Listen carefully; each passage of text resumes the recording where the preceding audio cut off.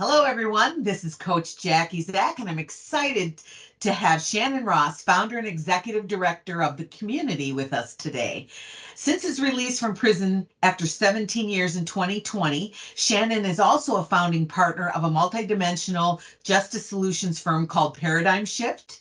He's an Ed Trust Fellow, a Represent Justice alumni, a consultant at Marquette University, a graduate of the Masters in Sustainable Peace Building program at the University of Wisconsin, Milwaukee. You were born and raised in Wisconsin, but all of your sports teams are on are on the coast. Yeah, I won't hold that against you.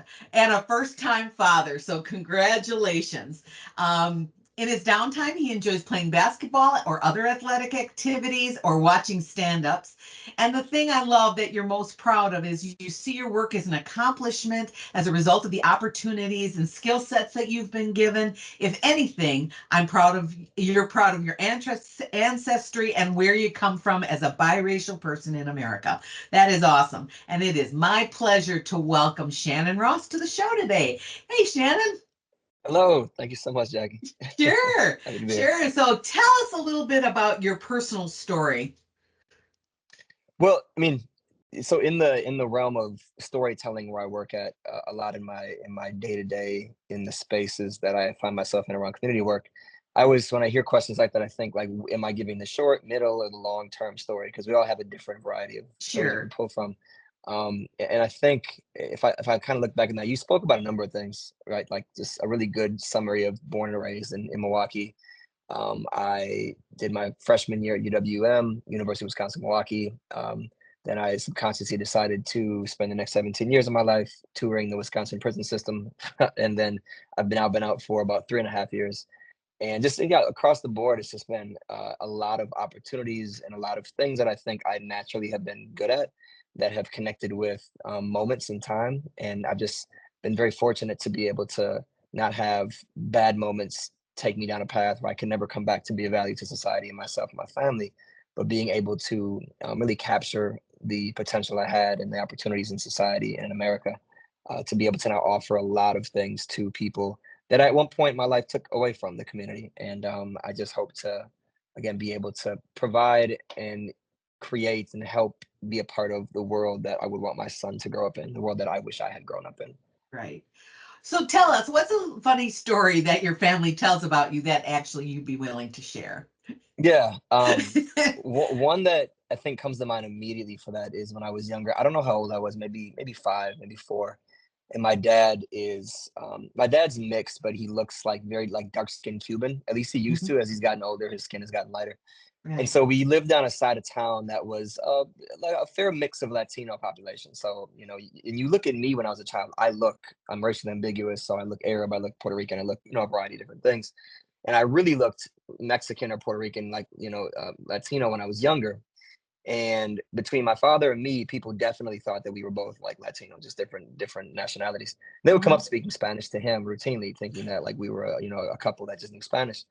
And he was the more main caretaker for me growing up because my mother was the one working and he was kind of just at home with me a lot of times and trying to figure out some different paths he was getting involved in. And one time on the bus, I was kind of like fighting him and like not really fighting, but just like saying, no, I'm not doing that. I'm not sitting down. And it was one of those times though where he we people look at us, and again, like I said, he's a lot darker than I am. And people were questioning like whether or not he was actually my father. And so somebody called the police, the bus driver called the police came on and he showed him an ID, he called my mother on the phone, and they were able to kind of clarify and get what they needed to feel like, okay, yeah, they're actually father and son. So they left and get on the bus, and my dad's like tickling me or something, and I'm like, "Stop it, daddy!" And he's like, "Oh, now I'm daddy." So it's a funny time in Foxborough. Right? You couldn't have brought that up any earlier. Right, right. Nice. Nice. So tell us, you have a lot of irons in the fire and you had a lot of accomplishments, right? So tell us your story of how the community came about and at what point did you have the confidence that you could run your own business? Yeah, it's really been a, over time accumulation of experiences that built that confidence. I always tell people I envy individuals who can answer questions like that. It happened at this day at this time. It was just a bit of in the beginning thinking that there was something more within me that could be of use to other people and that could kind of carry the responsibility of some of these large projects and doing small things and then larger things and then large things over time. It just is like, yeah, I can do these things. Knowing my limitations, kind of seeing an idea of how I handle failure, messing Mhm. up time after time. And, the way I think that you respond to those things is more important than anything at the end of the day, right? It's not even a matter of whether or not you have a skill set, whether or not you have experience. It's a matter of how you respond to failure, how you respond to, disappointment and things not going the way that you expected. And then learning how to adjust going in so you don't have these expectations that are so easy to go off the rails, right? Like these are the things that likely could happen. These are the things I want to happen. Let's just try and create the dynamic that is going to most likely lead to the success that we are looking for. And so, yeah, it was mostly just bit by bit, me doing more things and seeing that, yeah, I can do these. And I think that one thing I'm always very keen on, and I don't know how this ties into my life, but a lot of the folks that I represent, a lot of the folks that I was living with my entire life, mostly in prison, and that I do this work for, coming home and that are still incarcerated in their families, they have what's called a lot of ACEs, adverse childhood experiences. And I think in society we don't understand the power of having gone through things as a child and how that impacts us and stays with us throughout our adulthood. And if you have not had a life where you've been given confidence and tools to navigate things and to feel that there's more out there for you, you're going to be a lot slower or disinclined to engage with leadership positions or taking on large projects. And so for me, I didn't really have any ACEs my entire life. I've always had very competent people in my life and very much supported me and loved me. So I had that pouring into me of empowerment, whether intentionally or subconsciously from around me my whole life, that I think we undervalue how much the things that have happened to us in our life impact the way and the decisions we make as adults. And we just say things like, I did this myself. It's like, I don't think anyone does anything yourself, whether you know it or not. There's a variety of things in your past and within you that you didn't have any decision about, but just were given to you in some capacity. So yeah, that was a big part of my path, I feel. Oh, that's wonderful. So tell us a little bit more about the community Yeah. and your business and what you do. Yeah. It's interesting to always answer a question about what I do because I find myself wearing a bunch of different hats. Although at this time, literally, I'm wearing the community hat. I'm involved in higher education in prison and some consulting and some projects that go outside of the community. But if I kind of start with where it began with the community, it was just a newsletter that was something I put together with my mother, who was soon to retire, newspaper reporter. She was an editor for a local kind of small time construction paper in Milwaukee. Then I had a friend of mine who had just gotten out and he was working at a copy shop. He was also a polymath, I'm sorry. So he knew tech well, he knew he was a legal beagle. He ended up getting a couple degrees since he's been out, digital graphic designer professional as well. So yeah, he knew a lot of things that could help us starting a newsletter. Then I had another friend that was kind of retired. And we were just able to get this newsletter going that I would write. I would go back and forth with my one friend. We would make the template and we'd print it and send it to 200 people at first. That then grew to become the most widely read publication in the Wisconsin prison system. Now we literally right now sending our next issue in. It goes into over 8,000 people, which is about 40 some percent of the prison population in Wisconsin. And when I got out about 3.5 years ago, I was just able to start engaging with this other idea I always had. And I tried to pitch it to organizations before I got out. I just wanted it to happen. I wasn't like, we have to do this. And it started correcting the narrative work. And so Mhm. all of that is around highlighting the successes, humanity, and agency of people that have criminal records. So we do presentations across the state and even outside the state now. We have a video series. Our third season is wrapping up, which will be premiering at our annual celebration, which we do, which is August 24th at Medical College of Wisconsin. And we have a podcast as well. And so between our correcting the narrative work and our inside work, which we call pre-entry, which is now also, in addition to the newsletter, a learning platform and a fellowship, we just got a pretty sizable grant to work with the Medical College of Wisconsin to create a training, community healthcare worker training for people that are in prison so they can come home with this certification or this skill set that they can use to get a job. And between all of that, it's just really us trying to find ways to have the system impacted community, which is anyone that has a record or that connected to them, and the broader community meet each other where they need to be, which is kind of at a, level setting, seeing each other for who they are instead of mistakes and biases, and kind of moving together forward for a stronger community. Wow, that is wonderful. So tell us a story of where someone pushed you or inspired you so that you could, do it, and because you've had a huge impact. Starting from 200, now you have 8,000 readers. Mhm. Um, where did someone push you or inspire you so that you could have that impact? Yeah. I mean, there's so many times I can think of in my life when someone inspired me or kind of checked me in a sense, right? Of like, this is something that you need to address. If I think of like original times, I look at my mother when I was inside and how she navigated very difficult situations with my father and myself, both needing support and care at the same time in different ways, and how she just was, just there, like the responsibility she's always carried, what I've seen my entire life. I was growing up, I beefed with my mom about a variety of things, and mostly because I was a teenage boy. I was a boy. It's just very different. I was a person of color growing up in a very different world than I think she grew up as, a white woman from small town America in Wisconsin. And so we butted heads a lot because we just didn't see things the same, or because my spirit is very different than it is with her. And when I got to prison, just kind of experiencing that and seeing how much she took on responsibilities and how serious and important that was for her. Not even just like with me as her son, but just all things. When she does something, she gives her all to it. And so that's something that has always inspired me in the work that I do. That sometimes is not healthy. Like I'm not able to just drop something because it's not really working out for me in my life. Like if I say yes, I'm gonna have to kind of navigate somebody else to take it over, or make sure I finish what I said I would do, because it's very important to me as well. And then Mhm. even right now, I have people, that have been for a while really pushing me about my time. Like I'm a there's different words for it. I'm time blind, I guess you could call it. And so I'm trying to just That's a become a lot more typical aware. business owner thing, just so you know. Yeah.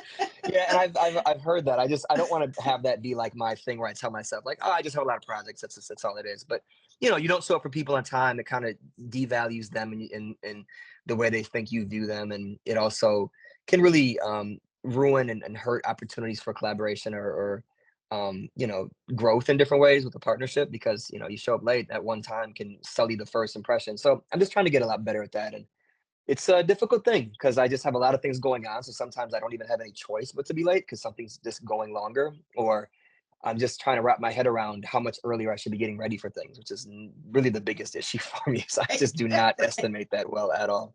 So yeah, those are the two things I think I can respond to Well, that answer that again, question. that's a pretty typical business owner thing, right? Yeah, And wearing all the hats and things like that. So, yeah. what has been your biggest learning as a business owner? I kind of go back to that responding, how you respond to things. I think at one point in my brief period as a free person, it's 3.5 years, getting close to 4. I had a trucking company actually. Very 3 months after I got out, I started that, and then about a little over a year and a half later, we dissolved it, and I went through personal bankruptcy maybe about 8 months ago because of that. And I struggled for a while about like accepting the reality of that. We had to go into bankruptcy. We had to let it go. Like holding on to this thing was just like ruining my friendship with my partner and also myself. It was draining. I mean, I'm in graduate school at the time. My son had been born, and I'm meanwhile like fielding or driving a truck third shift sometimes to make up for we don't have somebody that came for their shift.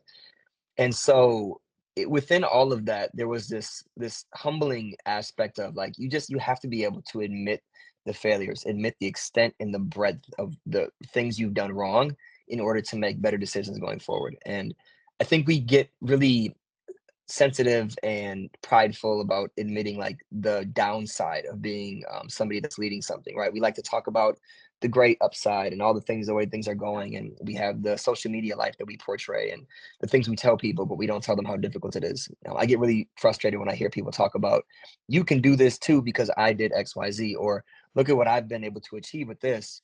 All you have to do is XYZ. And I'm like, I've done enough things that I know there's no such thing as just XYZ. Like there's also, you're missing 23 other letters before XYZ that you're not talking about because you're highlighting the XYZ.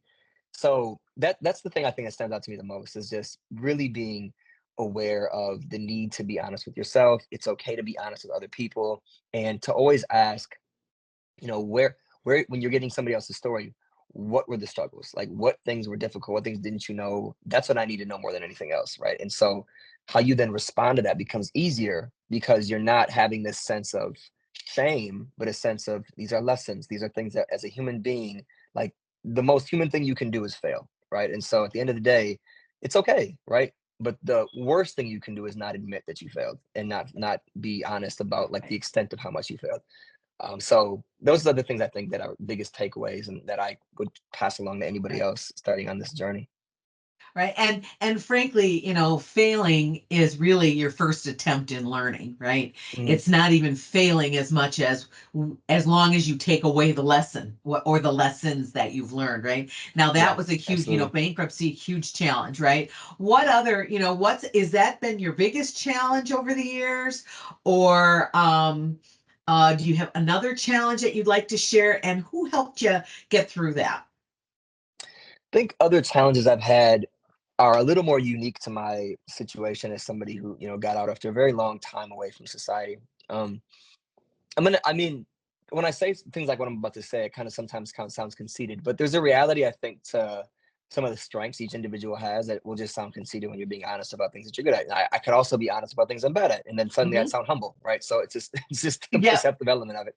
And so one of the things that I'm very good at is I'm quick to figure things out and pick things up, and I'm also not overwhelmed by things. From the 17 years in prison, a common story that you'll hear from people is they get overwhelmed in the grocery store, they get overwhelmed in crowds. I've never had that. I think the entire time I was inside, what I try to tell people is I maintain this discomfort in that position in that environment so that I was able to then return to society a lot more comfortable. And if I had sought out comfort when I was inside, it would have made it much more difficult to achieve comfort when I got back out because that would have been the transition period. So it was really 17 years of discomfort because I knew where the majority of my life was going to end up being. And I never wanted to make that mental change difficult in the transition.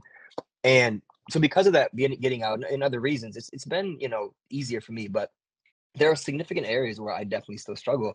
And I think even though this is unique to me, everyone has their bag, right? I say that a lot Hmm. of times when we talk about people who struggle with the fact they're coming home and then there's not the support they need, or you can't get a job because you have a record, right? That is our thing that we struggle with as people that have a record. But everyone has their thing they carry with them in some regard about a difficulty in a personality component or an identity that creates difficulty for them, or it's just in a variety of ways. And so this is our thing. This is my thing. And I definitely am socially awkward. I've been, learning bit by bit how to be better in groups. I don't know if I ever really will. I'm just kind of, it's just not my thing. I'm not the greatest at it. I play an extrovert on TV, but behind the scenes, I'm always an introvert.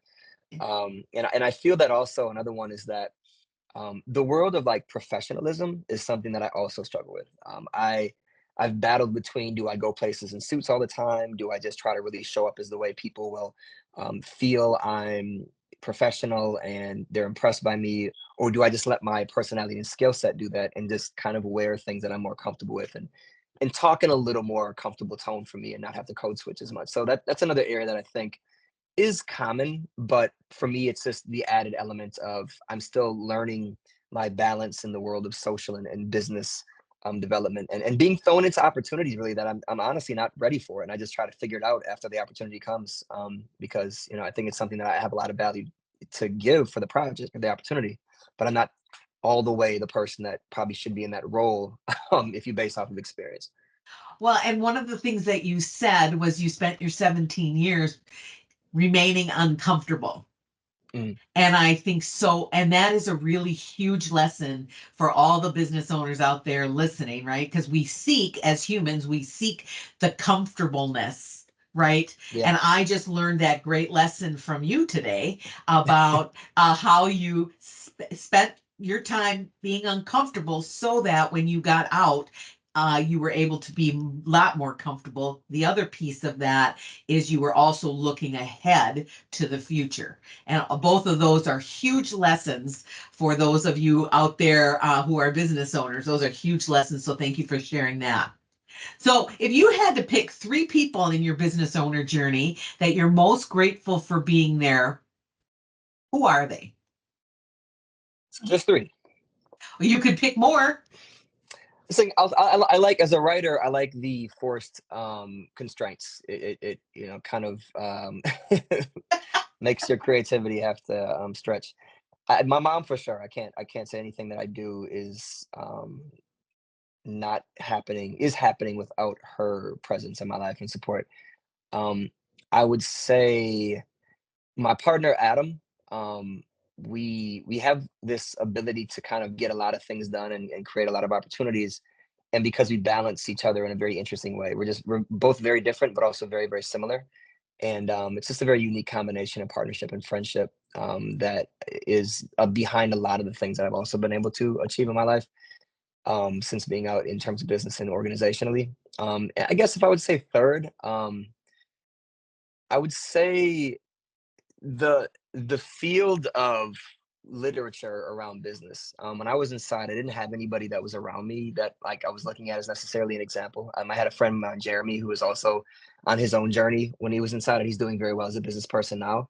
But it was really reading books like Inc. and Entrepreneur and watching shows like Shark Tank and just kind of getting a sense of all the different media that was available for people who don't have somebody in their life necessarily to get this guidance from.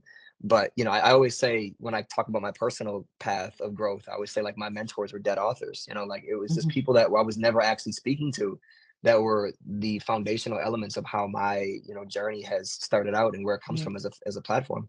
So yeah, I think I really there's a lot to say about TV shows and books and literature and magazines and even social media that is really promoting what is possible and how to navigate this world of an entrepreneur. Right. Awesome. So what's the next big thing for you in your business? As you think about the next 1 to 3 years, what's your area of growth opportunity? Well, it's interesting to answer that question because I have these couple of things that are going on in different spaces, but they're all in the same realm. And if I have to kind of bring it together, there's this project called the University of Reentry that we've been looking at for several years, and we kind of right now have the possibility of getting a very large building, it's like a 48,000 square foot building, in a nice area of Milwaukee, right down in near Walker's Point, close to downtown. And it's going to be a revolutionary project to bring a lot of different organizations together and create just a campus feel of exploration and of creativity and of kind of support that exists for students. Universities have a wonderful way of turning imbeciles into promising and powerful human beings. Yeah. And so that's kind of what we're trying to do for reentry is taking like stumbling creatures and make them like very valuable members of their own life and their family and community. And so I think that same atmosphere would be wonderful to have and very different for people coming home. And so we're in the midst of trying to get that going. And that would be something that everything that I'm involved in would come together in that one space and be really, I think, just again revolutionary for this work that we do and for my Mhm. own goals. Right. So that is a wonderful, way to bring everything together. What do you see as your biggest challenge to doing that? I think that me and my partner Adam, we're very much new in a lot of these worlds. We have a lot of people helping us in terms of like the funding for a very large real estate project and the sustainability of a very large real estate project, right? And the capacity to manage all the parts that would be in that building. And so the biggest challenge is also not only convincing other people that we can do this. I think we both are very confident we can, but also making sure that we're aware of our blind spots, that we're listening to people telling us like, hey, yeah, you have this and that in place, but there are these things that you just cannot see, and this is one of them that you may experience. And sometimes in life people give you feedback as a business owner or somebody in a project, and I oftentimes will find myself saying like, that's advice for somebody else, it doesn't really apply for me. And that's fine, like that's not me being necessarily naive or arrogant. It's just saying that I know in life a number of times people have had advice for me that didn't apply to me, and then people have had advice that does. It's just all situational. So it's really big on us to be hyper aware of those blind spots and maybe over pay attention to what people are saying. Whereas sometimes in things that we do, it would be like, yeah, that doesn't necessarily fit what we're doing. But this is such a brand new area that we have to be careful to not think that things transfer the same in small projects we've done to something this massive. Right. Awesome. So what advice would you have for a business owner who's trying to do it all on their own? Um, I would say first and foremost, really have a conversation with yourself and think about, are you ready for this? Because there's going Mhm. to be you're going to work at least twice as hard for yourself as you will for anyone else. And if you're not ready to do that, then you may really want to consider working for someone else or partnering, right, or having a different way that you go about this. It's a journey that requires you being a chameleon, requires you not saying, I just don't know how to do that, like that's an excuse. Like, you will learn how to, or you will fail, right? That's as simple as that. So I think that's just a really hard conversation that we have to have with ourselves if we're doing anything large like this, about what are people saying the pitfalls are, because the information's out there, right? Everything that I would tell somebody is out there. If you Google, or if you kind of go on YouTube, many people are saying the same things about their path. But are you going to listen? Are you going to look at it and be like, I'm better than that, or I won't have that problem? So it's just, make sure you really get the information you need about what this path is like, and ask yourself, are you genuinely ready for this hard path, and for the many struggles that you will take in hopefully achieving the success that you're looking for. Awesome. Well, Shannon, it sounds like you have been blessed with some incredible people who've helped you on your journey. What would you like to say to them? Um, if it's okay, I don't know. I want to step a bit back. I feel like my answer to that last question was pretty gloomy. I feel like at the at the same time, although it is very difficult, I personally, when I'm worn out and I feel overwhelmed and I feel like there's nobody helping with something I need, whatever it might be that's kind of overcoming me at the time, I also am able to say, like, I'm designing this. These are the problems that I wanted. I have my problems instead of somebody else's problems that I'm experiencing. And so even within some of the difficulty, there's a beauty. And when it works, there's nothing better to look back and say, I created this, or I didn't just sit and complain about my situation. I genuinely did something about it, and designed a different life for myself. So it also at the same time is very beautiful, and then within the struggle is a whole lot of empowerment. So I don't want it to leave like it's just all sucks, right? That's not it's just Right. part of Well, it. Just I otherwise you want people to wouldn't be be prepared. doing it, right? You wouldn't No, be for doing sure, yeah.